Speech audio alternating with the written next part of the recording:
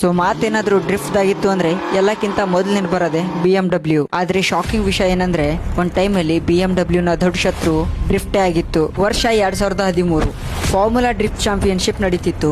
ಅಲ್ಲಿ ಎಲ್ರ ಗಮನನು ಒಬ್ಬರ ಮೇಲೆ ಇತ್ತು. ಅವರೇ ಮೈಕಲ್ ಎಸಾ. ಅವ್ರು ತಮ್ಮ BMW E46 M3 ತಗೊಂಡು ಚಾಂಪಿಯನ್ಶಿಪ್ ಗೆದ್ಯಾಕ್ ಹೊರಟಿದ್ರು. ಆವಾಗ BMW ನ ಆಫೀಸರ್ಸ್ ಬಂದು ನಿಮ್ ಕಾರಿಂದ ಎಲ್ಲಾ BMW ಸ್ಟಿಕ್ಕರ್ಸ್ ಅಂಡ್ ಬ್ಯಾಚಸ್ ನ ಕಿತ್ತಾಕಿ ಅಂತ ರಿಕ್ವೆಸ್ಟ್ ಮಾಡ್ಕೊಂಡ್ರು. ರೀಸನ್ ಯಾಕಂದ್ರೆ BMW ಯಾವಾಗ್ಲೂ ತನ್ನ ಇಮೇಜ್ ಅನ್ನ ಒಂದು ಕ್ಲಾಸಿಕ್, ಪ್ರೀಮಿಯಂ, ಟ್ರಸ್ಟೇಬಲ್ ಅಂತ ಹೇಳ್ಕೊಂಡ್ ಬಂದಿದೆ. ಆದ್ರೆ ಡ್ರಿಫ್ಟ್ ಅನ್ನ ಜಗತ್ತು ಒಂದು ಇಲ್ಲಿಗಲ್ ಸ್ಟಂಟ್ ಅಂತ ಅಂತಿತ್ತು. ಡೇಂಜರಸ್ ಅಂಡ್ ಸ್ವಲ್ಪ ಬ್ಯಾಡ್ ಬಾಯ್ ಟೈಪ್. BMWಗೆ ತನ್ನ ಲಕ್ಸುರಿ ಆಗಿರೋ ಇಮೇಜ್ ಅನ್ನ ಯಾವುದೇ ತರ ಹಾಳು ಮಾಡ್ಕೊಳ್ಳಕ್ಕೆ ಇಷ್ಟ ಇರಲಿಲ್ಲ.